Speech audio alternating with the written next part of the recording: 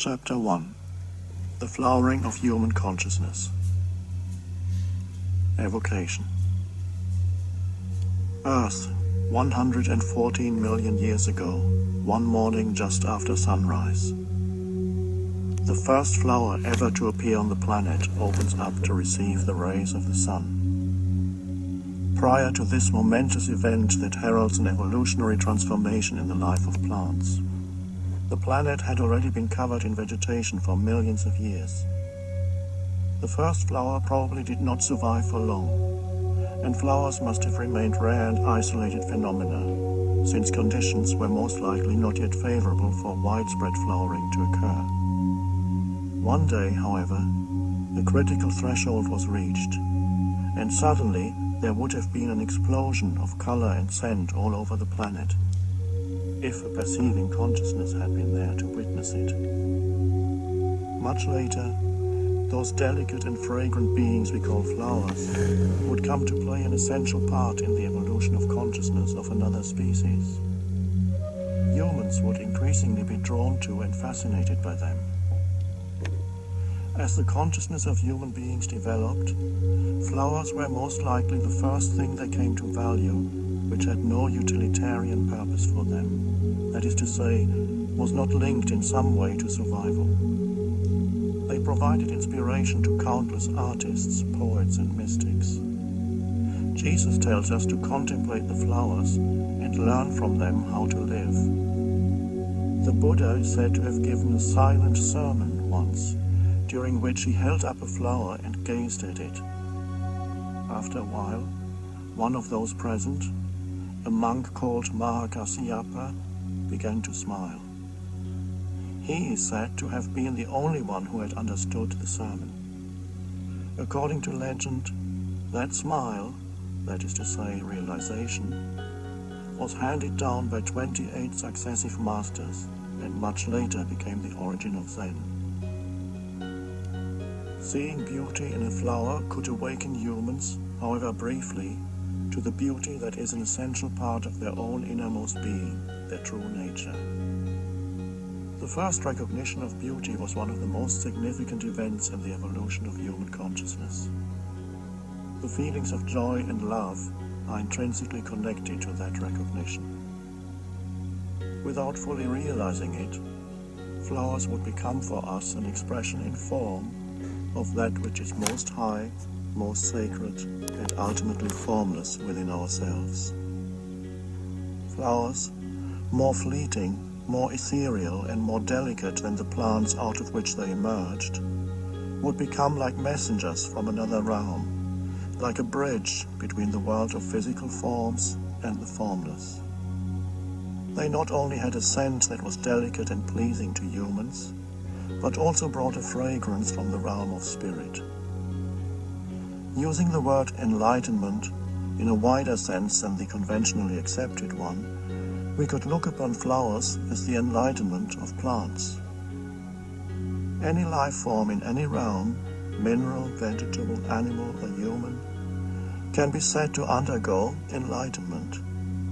It is, however, an extremely rare occurrence, since it is more than an evolutionary progression. It also implies a discontinuity in its development, a leap to an entirely different level of being and, most important, a lessening of materiality. What could be heavier and more impenetrable than a rock, the densest of all forms? And yet, some rocks undergo a change in their molecular structure, turn into crystals, and so become transparent to the light. Some carbons, under inconceivable heat and pressure, turn into diamonds, and some heavy minerals into other precious stones. Most crawling reptilians, the most earthbound of all creatures, have remained unchanged for millions of years. Some, however, grew feathers and wings and turned into birds, thus defying the force of gravity that had held them for so long. They didn't become better at crawling or walking, but transcended crawling and walking entirely. Since time immemorial, flowers, crystals, precious stones, and birds have held special significance for the human spirit. Like all life forms, they are, of course, temporary manifestations of the underlying one life, one consciousness.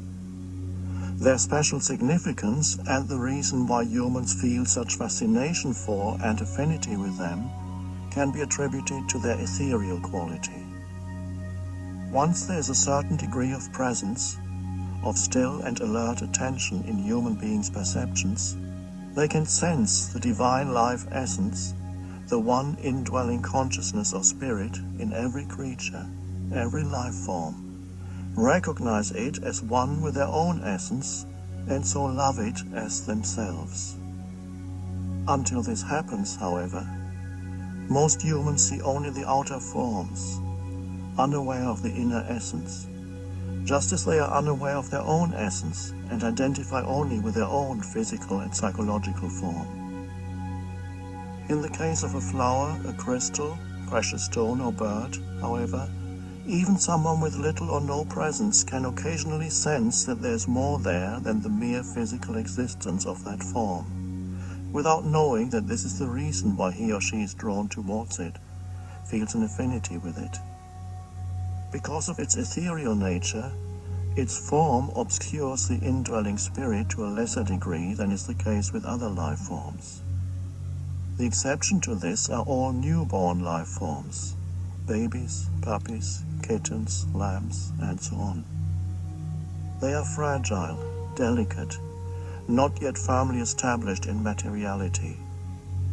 An innocence, a sweetness and beauty that are not of this world still shine through them. They delight even relatively insensitive humans. So when you are alert and contemplate a flower, crystal or bird without naming it mentally, it becomes a window for you into the formless. There is an inner opening, however slight, into the realm of spirit. This is why these three enlightened life forms have played such an important part in the evolution of human consciousness since ancient times. Why, for example, the jewel in the lotus flower is a central symbol of Buddhism, and the white bird, the dove, signifies the Holy Spirit in Christianity. They have been preparing the ground for a more profound shift in planetary consciousness that is destined to take place in the human species. This is the spiritual awakening that we are beginning to witness now. The purpose of this book. Is humanity ready for a transformation of consciousness, an inner flowering so radical and profound that compared to it, the flowering of plants, no matter how beautiful, is only a pale reflection?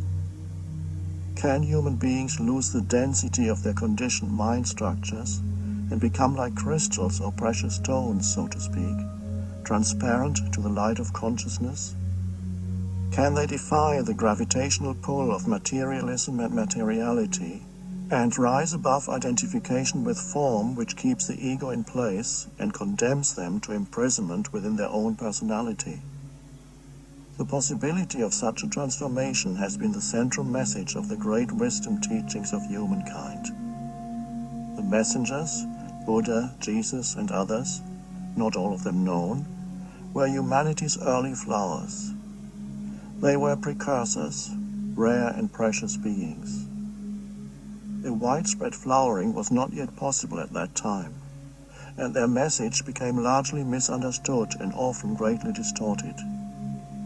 It certainly did not transform human behavior, except in a small minority of people. Is humanity more ready now than at the time of those early teachers? Why should this be so? What can you do, if anything, to bring about or accelerate this inner shift? What is it that characterizes the old egoic state of consciousness, and by what signs is the new emerging consciousness recognized? These and other essential questions will be addressed in this book. More important, this book itself is a transformational device that has come out of the arising new consciousness. The ideas and concepts presented here may be important, but they are secondary. They are no more than signposts pointing towards awakening. As you read, a shift takes place within you. This book's main purpose is not to add new information or beliefs to your mind or to try to convince you of anything, but to bring about a shift in consciousness, that is to say, to awaken. In that sense, this book is not interesting. Interesting means you can keep your distance, play around with ideas and concepts in your mind, agree or disagree. This book is about you. It will change your state of consciousness, or it will be meaningless. It can only awaken those who are ready. Not everyone is ready yet, but many are. And with each person who awakens, the momentum in the collective consciousness grows, and it becomes easier for others. If you don't know what awakening means, read on. Only by awakening can you know the true meaning of that word. A glimpse is enough to initiate the awakening process, which is irreversible. For some, that glimpse will come while reading this book. For many others, who may not even have realized it, the process has already begun. This book will help them recognize it. For some, it may have begun through loss or suffering. For others, through coming into contact with a spiritual teacher or teaching, through reading The Power of Now, or some other spiritually alive and therefore transformational book, or any combination of the above. If the awakening process has begun in you, the reading of this book will accelerate and intensify it. An essential part of the awakening is the recognition of the unawakened you, the ego as it thinks, speaks and acts, as well as the recognition of the collectively conditioned mental processes that perpetuate the unawakened state. This is why this book shows the main aspects of the ego and how they operate in the individual as well as in the collective. This is important for two related reasons. The first is that unless you know the basic mechanics behind the workings of the ego, you won't recognize it, and it will trick you into identifying with it again and again. This means it takes you over, an imposter pretending to be you. The second reason is that the act of recognition itself is one of the ways in which awakening happens. When you recognize the unconsciousness in you, that which makes the recognition possible is the arising consciousness, is awakening. You cannot fight against the ego and win, just as you cannot fight against darkness. The light of consciousness is all that is necessary. You are that light. Our inherited dysfunction. If we look more deeply into humanity's ancient religions and spiritual traditions, we will find that underneath the many surface differences there are two core insights that most of them agree on. The words they use to describe those insights differ, yet they all point to a twofold fundamental truth. The first part of this truth is the realization that the normal state of mind of most human beings contains a strong element of what we might call dysfunction or even madness. Certain teachings at the heart of Hinduism perhaps come closest to seeing this dysfunction as a form of collective mental illness. They call it Maya, the veil of delusion. Ramana Maharshi, one of the greatest Indian sages, bluntly states, "The mind is Maya." Buddhism uses different terms. According to the Buddha, the human mind in its normal state generates dukkha, which can be translated as suffering, unsatisfactoriness, or just plain misery. He sees it as a characteristic of the human condition. Wherever you go, whatever you do, says the Buddha, you will encounter dukkha, and it will manifest in every situation sooner or later. According to Christian teachings, the normal collective state of humanity is one of original sin. Sin is a word that has been greatly misunderstood and misinterpreted. Literally translated from the ancient Greek in which the New Testament was written, to sin means to miss the mark, as an archer who misses the target. So to sin means to miss the point of human existence. It means to live unskillfully, blindly, and thus to suffer and cause suffering. Again, the term, stripped of its cultural baggage and misinterpretations, points to the dysfunction inherent in the human condition. The achievements of humanity are impressive and undeniable. We have created sublime works of music, literature, painting, architecture, and sculpture. More recently, science and technology have brought about radical changes in the way we live and have enabled us to do and create things that would have been considered miraculous even 200 years ago. No doubt, the human mind is highly intelligent. Yet its very intelligence is tainted by madness. Science and technology have magnified the destructive impact that the dysfunction of the human mind has upon the planet, other life forms, and upon humans themselves. That is why the history of the 20th century is where that dysfunction, that collective insanity, can be most clearly recognized. A further factor is that this dysfunction is actually intensifying and accelerating. The First World War broke out in 1914. Destructive and cruel wars, motivated by fear, greed, and the desire for power, had been common occurrences throughout human history, as had slavery, torture, and widespread violence inflicted for religious and ideological reasons. Humans suffered more at the hands of each other than through natural disasters. By the year 1914, however, the highly intelligent human mind had invented not only the internal combustion engine, but also bombs, machine guns, submarines, flamethrowers, and poison gas. Intelligence in the service of madness. In static trench warfare in France and Belgium, millions of men perished to gain a few miles of mud. When the war was over in 1918, the survivors looked in horror and incomprehension upon the devastation left behind. 10 million human beings killed, and many more maimed or disfigured. Never before had human madness been so destructive in its effect, so clearly visible. Little did they know that this was only the beginning. By the end of the century, the number of people who died a violent death at the hand of their fellow humans would rise to more than 100 million. They died not only through wars between nations, but also through mass exterminations and genocide, such as the murder of 20 million class enemies, spies, and traitors in the Soviet Union under Stalin, or the unspeakable horrors of the Holocaust in Nazi Germany. They also died in countless smaller internal conflicts, such as the Spanish Civil War, or during the Khmer Rouge regime in Cambodia, when a quarter of that country's population was murdered.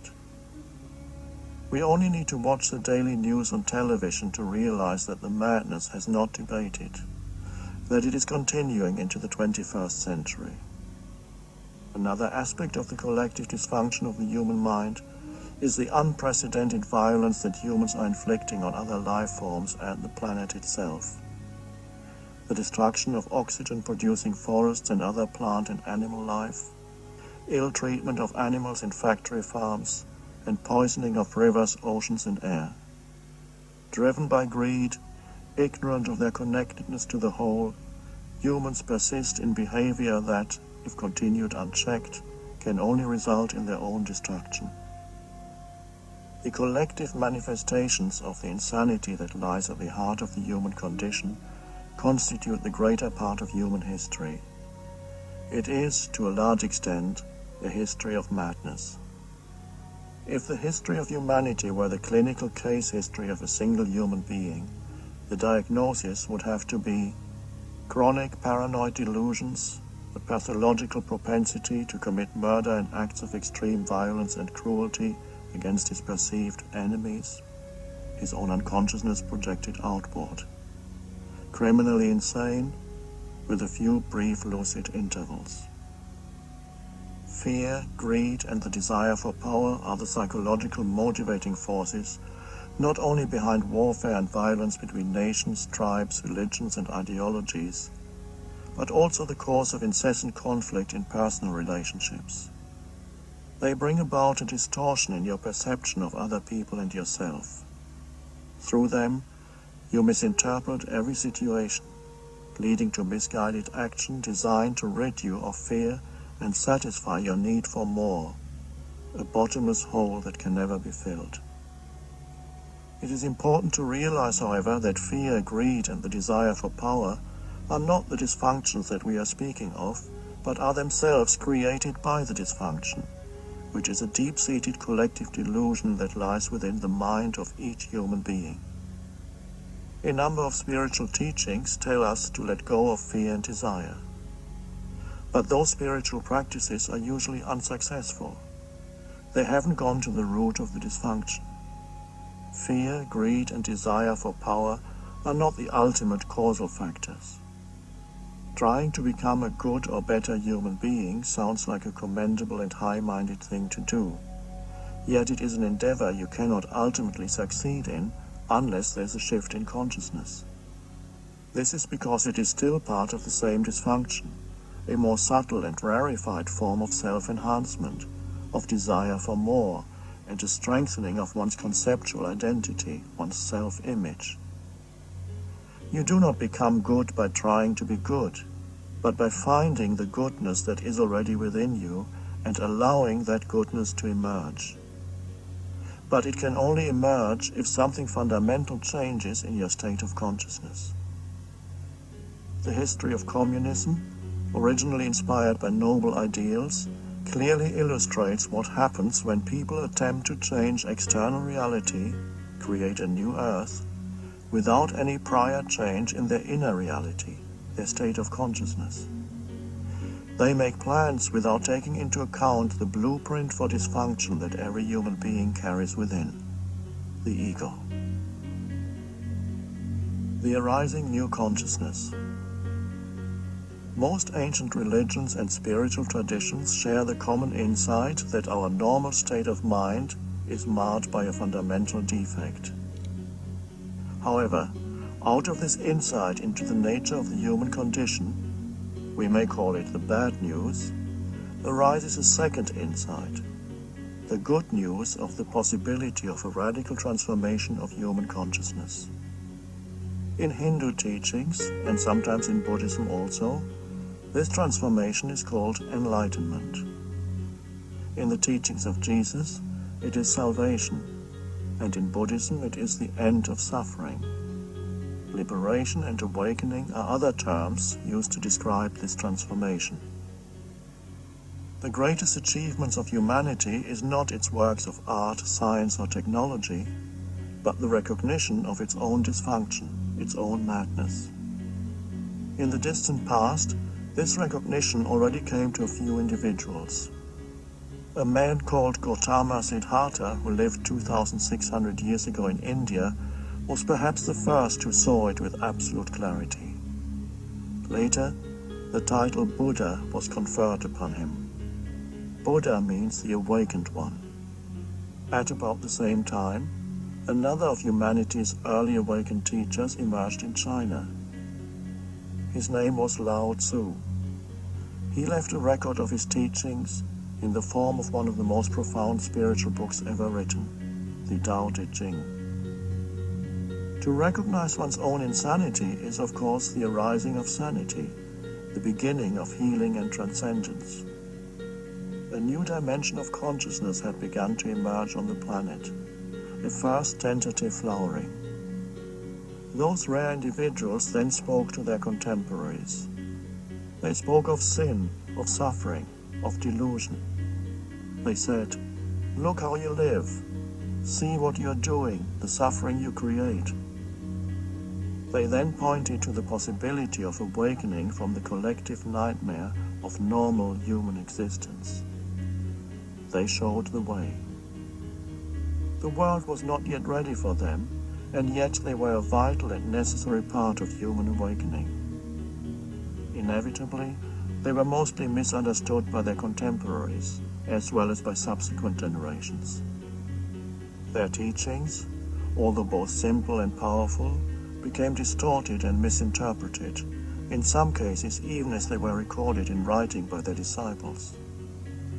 Over the centuries, many things were added that had nothing to do with the original teachings, but were reflections of a fundamental misunderstanding. Some of the teachers were ridiculed, reviled, or killed. Others came to be worshipped as gods. Teachings that pointed the way beyond the dysfunction of the human mind, the way out of the collective insanity, were distorted and became themselves part of the insanity. And so religions, to a large extent, became divisive rather than unifying forces. Instead of bringing about an ending of violence and hatred through the realization of the fundamental oneness of all life, they brought more violence and hatred, more divisions between people as well as between different religions and even within the same religion. They became ideologies, belief systems people could identify with and so use them to enhance their false sense of self. Through them, they could make themselves right and others wrong, and thus define their identity through their enemies, the others, the non-believers or wrong believers, who not infrequently they saw themselves justified in killing. Man made God in his own image. The eternal, the infinite and unnameable was reduced to a mental idol that you had to believe in and worship as my God or our God. And yet, in spite of all the insane deeds perpetrated in the name of religion, the truth to which they point still shines at their core. It still shines, however dimly, through layers upon layers of distortion and misinterpretation. It is unlikely, however, that you will be able to perceive it there unless you have at least already had glimpses of that truth within yourself. Throughout history, there have always been rare individuals who experienced a shift in consciousness and so realized within themselves that towards which all religions point. To describe that non-conceptual truth, they then used the conceptual framework of their own religions. Through some of those men and women, schools or movements developed within all major religions that represented not only a rediscovery, but in some cases an intensification of the light of the original teaching. This is how Gnosticism and mysticism came into existence in early and medieval Christianity, Sufism in the Islamic religion, Hasidism and Kabbalah in Judaism, Advaita Vedanta in Hinduism, Zen and Dzogchen in Buddhism. Most of these schools were iconoclastic. They did away with layers upon layers of deadening conceptualization and mental belief structures. And for this reason, most of them were viewed with suspicion and often hostility by the established religious hierarchies. Unlike mainstream religion, their teachings emphasized realization and inner transformation. It is through those esoteric schools or movements that the major religions regained the transformative power of the original teachings, although in most cases only a small minority of people had access to them. Their numbers were never large enough to have any significant impact on the deep collective unconsciousness of the majority. Over time, some of those schools themselves became too rigidly formalized or conceptualized to remain effective. Spirituality and religion. What is the role of the established religions in the arising of the new consciousness? Many people are already aware of the difference between spirituality and religion. They realize that having a belief system, a set of thoughts that you regard as the absolute truth, does not make you spiritual, no matter what the nature of those beliefs is. In fact, the more you make your thoughts, your beliefs, into your identity, the more cut off you are from the spiritual dimension within yourself. Many religious people are stuck at that level. They equate truth with thought, and as they are completely identified with thought, their mind, they claim to be in sole possession of the truth in an unconscious attempt to protect their identity. They don't realize the limitations of thought. Unless you believe, think, exactly as they do, you are wrong in their eyes. and in the not-too-distant past they would have felt justified in killing you for that. And some still do, even now. The new spirituality, the transformation of consciousness, is arising to a large extent outside of the structures of the existing institutionalized religions. There were always pockets of spirituality even in mind-dominated religions, although the institutionalized hierarchies felt threatened by them and often tried to suppress them. A large-scale opening of spirituality outside of the religious structures is an entirely new development. In the past, this would have been inconceivable, especially in the West, the most mind-dominated of all cultures, where the Christian church had a virtual franchise on spirituality. You couldn't just stand up and give a spiritual talk or publish a spiritual book unless you were sanctioned by the church, and if you were not, they would quickly silence you.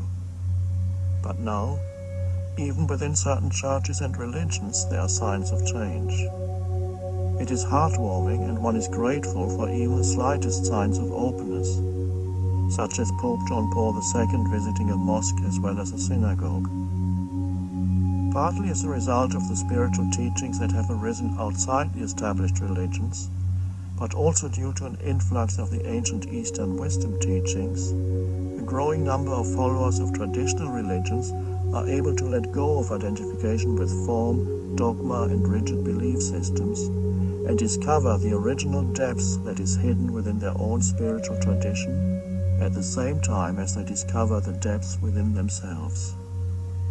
They realize that how spiritual you are has nothing to do with what you believe, but everything to do with your state of consciousness. This, in turn, determines how you act in the world and interact with others. Those unable to look beyond form become even more deeply entrenched in their beliefs, that is to say, in their mind.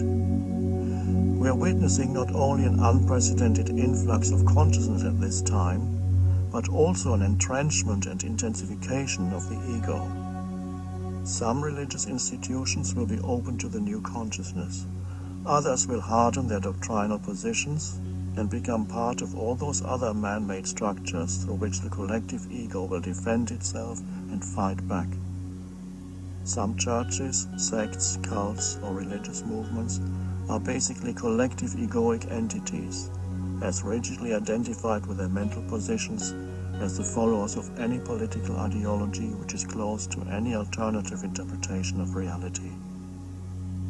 But the ego is destined to dissolve, and all its ossified structures, whether they be religious or other institutions, corporations or governments, will disintegrate from within, no matter how deeply entrenched they appear to be. The most rigid structures, the most impervious to change, will collapse first. This has already happened in the case of Soviet communism. How deeply entrenched, how solid and monolithic it appeared, and yet within a few years it disintegrated from within. No one foresaw this. All were taken by surprise. There are many more such surprises in store for us. The urgency of transformation. When faced with a radical crisis, when the old way of being in the world, of interacting with each other and with the realm of nature doesn't work anymore, when survival is threatened by seemingly insurmountable problems, an individual life form or species will either die or become extinct, or rise above the limitations of its condition through an evolutionary leap. It is believed that the life forms on this planet first evolved in the sea. When there were no animals yet to be found on land, the sea was already teeming with life. Then at some point, one of the sea creatures must have started to venture onto dry land. It would perhaps crawl a few inches at first. Then, exhausted by the enormous gravitational pull of the planet, it would return to the water where gravity is almost non-existent and where it could live with much greater ease. And then it tried again and again and again, and much later would adapt to life on land, grow feet instead of fins, develop lungs instead of gills. It seems unlikely that a species would venture into such an alien environment and undergo an evolutionary transformation unless it was compelled to do so by some crisis situation. There may have been a large sea area that got cut off from the main ocean where the water gradually receded over thousands of years, forcing fishes to leave their habitat and evolve. Responding to a radical crisis that threatens our very survival, this is humanity's challenge now. The dysfunction of the egoic human mind, recognized already more than 2,500 years ago by the ancient wisdom teachers and now magnified through science and technology, is for the first time threatening the survival of the planet. Until very recently, the transformation of human consciousness, also pointed to by the ancient teachers, was no more than a possibility, realized by a few rare individuals here and there, irrespective of cultural or religious background. A widespread flowering of human consciousness did not happen because it was not yet imperative. A significant portion of the Earth's population will soon recognize, if they haven't already done so, that humanity is now faced with a stark choice: evolve or die. A still relatively small but rapidly growing percentage of humanity is already experiencing within themselves the breakup of the old egoic mind patterns and the emergence of a new dimension of consciousness. What is arising now is not a new belief system, a new religion, spiritual ideology or mythology. We are coming to the end not only of mythologies, but also of ideologies and belief systems. The change goes deeper than the content of your mind, deeper than your thoughts.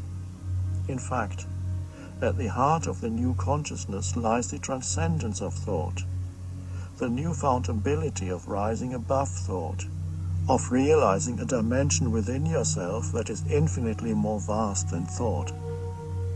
You then no longer derive your identity, your sense of who you are, from the incessant stream of thinking that in the old consciousness you take to be yourself. What a liberation to realize that the voice in my head is not who I am. Who am I then? The one who sees that. The awareness that is prior to thought. The space in which the thought, or the emotion or sense perception happens. Ego is no more than this: identification with form, which primarily means thought forms. If evil has any reality, and it has a relative, not an absolute reality, this is also its definition: complete identification with form. Physical forms, thought forms, emotional forms. This results in a total unawareness of my connectedness with the whole, my intrinsic oneness with every other as well as with the source. This forgetfulness is original sin, suffering, delusion. When this delusion of utter separateness underlies and governs whatever I think, say and do, what kind of world do I create? To find the answer to this, observe how humans relate to each other, read a history book, or watch the news on television tonight. If the structures of the human mind remain unchanged, we will always end up recreating fundamentally the same world, the same evils, the same dysfunction. A new heaven and a new earth. The inspiration for the title of this book came from a Bible prophecy that seems more applicable now than at any other time in human history. It occurs in both the Old and the New Testament and speaks of the collapse of the existing world order and the arising of a new heaven and a new earth.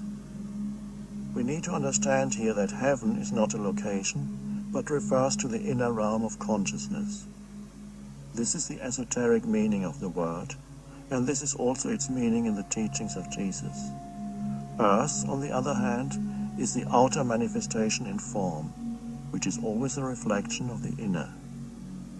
Collective human consciousness and life on our planet are intrinsically connected. A new heaven is the emergence of a transformed state of human consciousness, and a new earth is its reflection in the physical realm.